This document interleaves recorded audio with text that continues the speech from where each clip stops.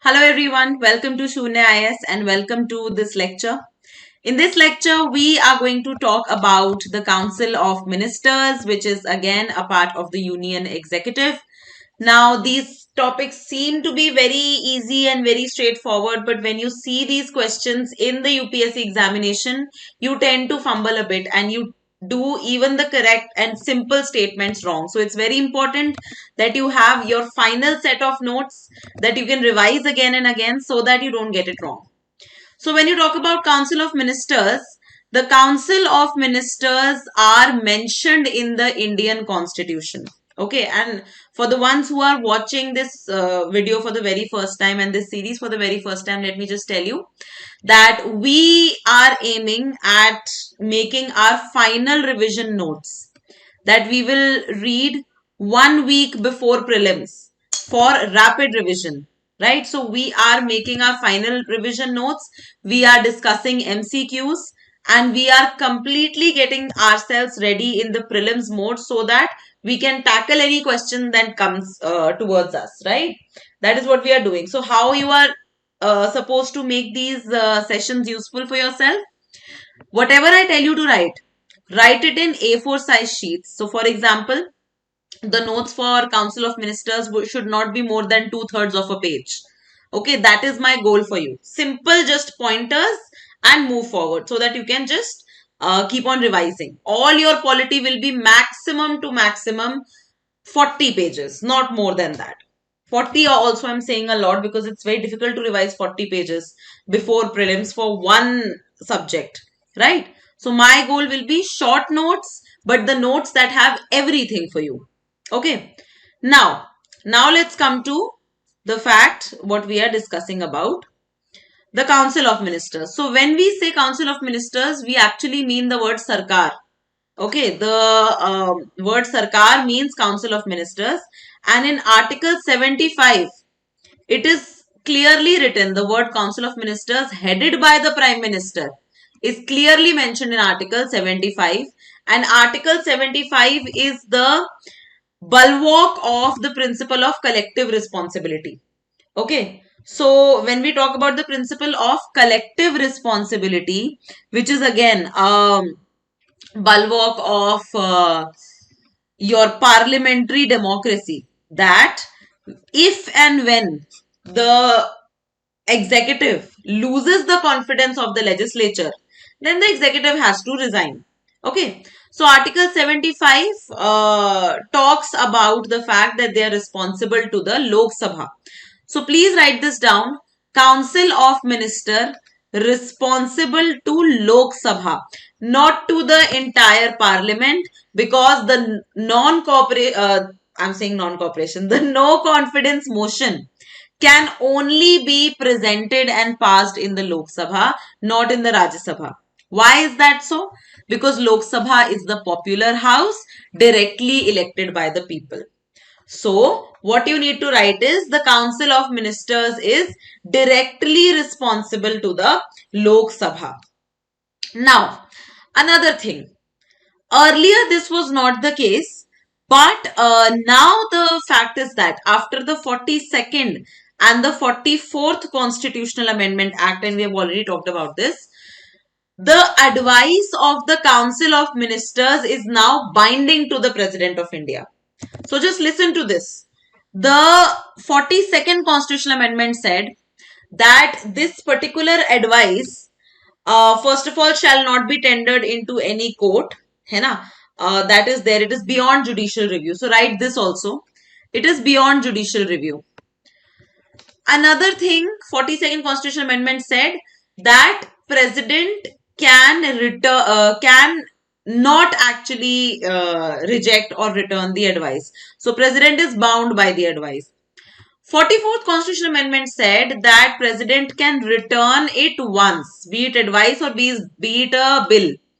President can return that advice or that bill once, but once that comes in again, then the President has to pass, right? So what we have is suspensive veto of President, be it in terms of advice, be it in terms of bills. So that is there. That is another thing, that President is bound by the advice of the Council of ministers. Another very important thing is that Council of Ministers, let's say you are drawing, this is Lok Sabha and this is Rajya Sabha. Okay.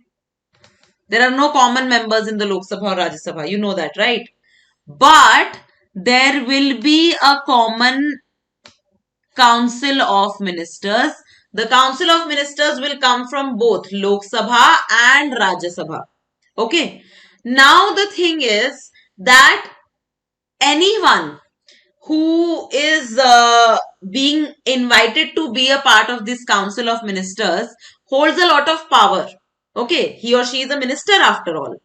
So you cannot actually keep on expanding this Council of Ministers so that more and more people join your government and become a part of your government. There has to be a size, there has to be a limit to how much you can expand your Council of Ministers. Are you understanding? You cannot say that we will, let's say a party has secured 300 seats. So we will create a Council of Ministers which is having 300 ministers, so that more and more people keep on coming and adding to their government. So that much does not happen. And why was this introduced? This was introduced by 91st Constitutional Amendment Act. It was in 2003, and this was introduced because of the problem of defection. What happens that one party A tries to poach the person who is a member of party B and says, you come to us and we'll give you a ministerial position. Right? What are you doing in that party? We'll give you a ministerial position. You come to us. Okay. So that becomes a problem, and that's why 91st Constitutional Amendment said that the maximum size of Council of Ministers, shall not exceed 15% of the strength of Lok Sabha.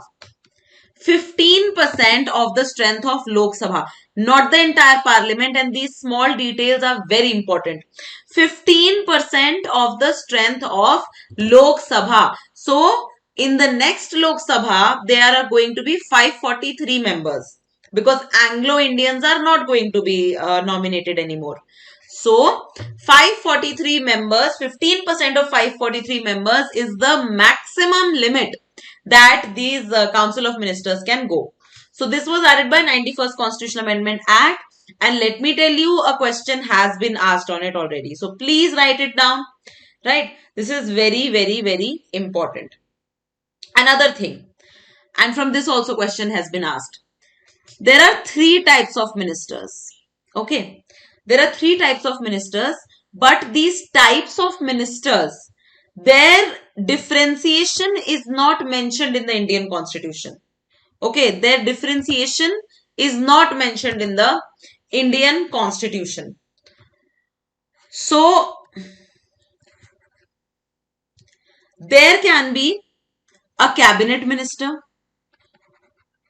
Who is the most important minister of the entire Council of Ministers, right? They have the most important portfolios. They have the most important, like finance, like defense, like home. They are the cabinet ministers. They are all part of the cabinet. Okay, this is clear. Most important ones. Then the second type of ministers that are there are Minister of State.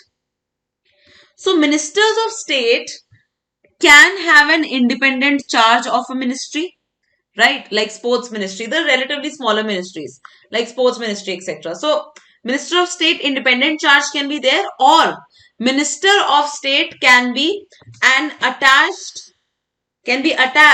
to a main ministry. That can be done. So Minister of State is the second category. And the third category is deputy ministers. Third category is deputy ministers, right? And they will always be having, they will always be attached to one or the other minister. They will never have independent charge of any ministry. Now, this particular distinction is not written in the Constitution. And this was the question that was asked. Not in Constitution. Please write this down. Not written in the Constitution of India. This is in a convention that has been developed eventually, right? So not a constitutional distinction, and this is very important to remember. Let's go on to the first question. Which of the following statements about the Council of Ministers in India is correct? According to the 91st Amendment, the Council of Ministers can be larger than 15% of the total strength of the Lok Sabha. Minister who is not a member of Parliament for 6 consecutive months must cease to be a minister, and Council of Ministers is collectively responsible to the Parliament. How many of the given statements are correct? See statement by statement. First statement becomes incorrect only because of one word, can be larger. No. The thing is, it cannot be larger than 15% of the total strength of the Lok Sabha. Okay. So this statement becomes incorrect. The second statement is absolutely correct, and I want you to write this down in your notes, that someone, and this can be a question and has been asked also earlier, someone who is not an MP, let's say Dr. S. Jaishankar, okay, not an MP, he was not an MP, he didn't even stand in elections, he got elected to, he got a membership of the Rajya Sabha, right? So people like this, they can directly be made the ministers without becoming an MP first. The condition is that within 6 months, they have to be elected as an MP.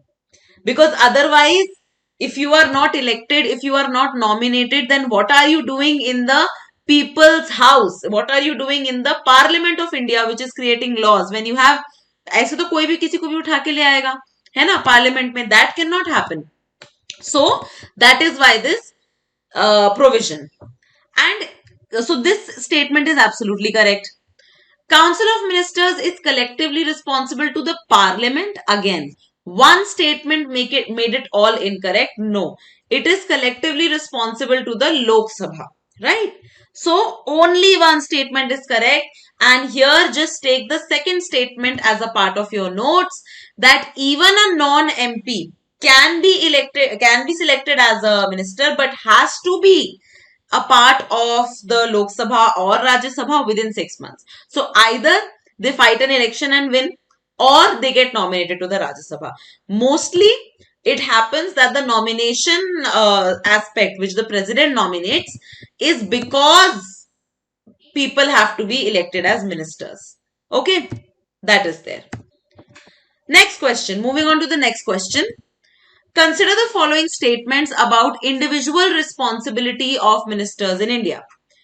Ministers don't hold office during the pleasure of president, as they got mandate from the people to rule till the confidence exists. The president can remove a minister at any time, even if the Council of Ministers enjoys the confidence of the Lok Sabha. And the Prime Minister can remove a minister without the President's approval. How many of the given statements are correct? Now see, go one by one. The first statement is absolutely incorrect. The President does have the mandate, in that sense that all the MPs, all the ministers are working on the pleasure of President. So the pleasure doctrine is actually very, very, very important, and that is why the first statement is incorrect. Please write this down, that ministers hold the office on the pleasure of the president. Second statement is actually correct. There should have been one caveat to this though, that president can remove a minister at any time on the advice of prime minister. So let's say the Prime Minister has a fallout with a particular minister of his cabinet or of his Council of Ministers overall. The Prime Minister can advise the President that please remove this person. I am advising you to do so, and that advice ends up becoming binding on the President. So the second statement is absolutely correct. Please write this down. The third statement, Prime Minister can remove a minister without the President's approval? No. This actually cannot happen. even if the actual decision is of the Prime Minister only, even then the President of India has to agree to this, because without the President's pleasure and the President's approval, nothing actually happens. Okay, so here only one statement is correct, and I hope you understand how intricately UPSC is asking questions from these kind of topics. Okay, next question. Which of the following statements about the cabinet ministers in India is correct? The cabinet ministers head the important ministries of the central government, such as home, defense, and finance. Cabinet is the chief policy formulating body of the central government, and cabinet ministers can be given independent charge of ministries. This is an easy question. All the three statements are correct. Now please understand that Council of Ministers is a wider body. Within this, there is a cabinet. So this is Council of Ministers. This is cabinet. And there is another body which is actually kitchen cabinet. Kitchen cabinet, why have I drawn this Venn diagram like this? That kitchen cabinet is a set of people which may have certain council of minister, which may have certain ministers from the council of ministers, which may have certain cabinet ministers, but it may also have people who are not a part of the government also. And kitchen cabinet is the most powerful body that is actually making policies with the Prime Minister of India. Right. So, for example, Sanjay Gandhi was a part of the kitchen cabinet of Indira Gandhi, though he was not a part of Council of Ministers. Okay. It was said that when Indira Gandhi was the Prime Minister, right, just before her assassination and even during the emergency, it was actually Sanjay Gandhi who was running the government of India. So, kitchen cabinet. Now, regarding kitchen cabinet, you need to remember that it is not a constitutional body, not a statutory body. It is merely a convention based body. It is not mentioned anywhere. Okay, not mentioned anywhere. Please write this down regarding kitchen cabinet, which I just told you. Also write down that cabinet, you might be asked this question, that the word cabinet is not mentioned in the Indian Constitution. That would be an incorrect statement, because by the 44th Constitutional Amendment Act, and we have studied this in the emergency provisions, that the 44th Constitutional Amendment Act made it mandatory that Article 368 was amended, and it was mandatory that President will invoke an emergency only on the advice of cabinet. And this is the only place where the word cabinet has been used in the Indian Constitution. Okay. So this word was not there since the beginning of the Constitution. It has been added by the 44th Constitutional Amendment Act, by the Good Amendment Act as we call it, right? But it is very important that you understand that cabinet word is there in the Indian Constitution. You can be asked a question on this, okay? So write this down in your notes, right? Now, I want you to do what we always do and what I always suggest, that you must be having hardly 1/3 pages of notes right now. Go to M. Laxmikant. Go to M. Laxmikant after this. Read this particular chapter. Read the chapter of Council of Ministers. Complete this chapter and extract the crucial information. Do not make sure that your notes should not be more than 1 page. So make a 1-pager note on the Council of Ministers and then shut down that chapter for forever. That much information will be required for prelims and mains both, because Laxmikant does not have any information that will help you for mains separately. Okay, so there are some codes, there are some things that you can get from M. Laxmikant, but this, we are preparing ourselves thinking from prelims perspective how to solve questions.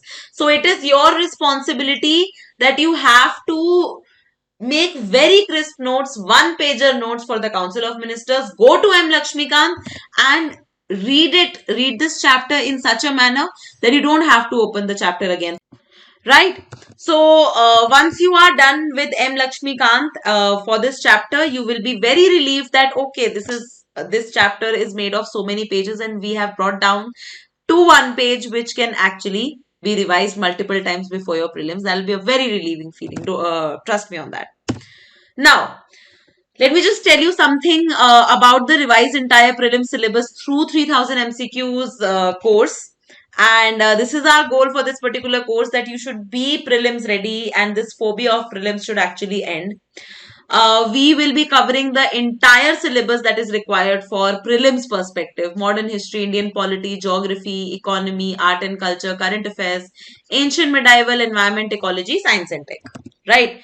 Our goal is that your phobia of the prelims examination should end through this Revise Entire Prelims syllabus. Okay.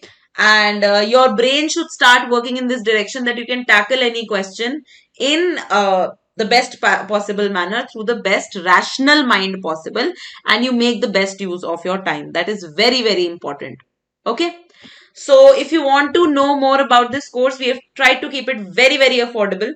So that everyone can afford it. Literally, if you are someone who goes out to eat a lot and something, you go out and you spend that much amount of money in a day, that you will get to spend over here and you will get to revise everything. So please weigh your options in this manner, that where you are investing your time. So you will be getting these videos, you'll be getting a schedule, you'll be getting the questions to solve every day. And yes, you will be having this constantly brainstorming kind of a routine, wherein your brain will always be ready in the prelims mode. So you can contact on this particular number. You can visit this particular website. If you have any doubts, you can just simply go on these two avenues to contact us. That's all for this particular lecture. I hope you derived some value out of it, and your time is very precious. Please do not go into detailed PhD analysis for any topic. You just need to clear this exam, become an officer, and live your life. That is what you need to do. Always keep that goal in mind. So that's all for today. I'll see you all in the next class. Make very good use of this time. Thank you for watching.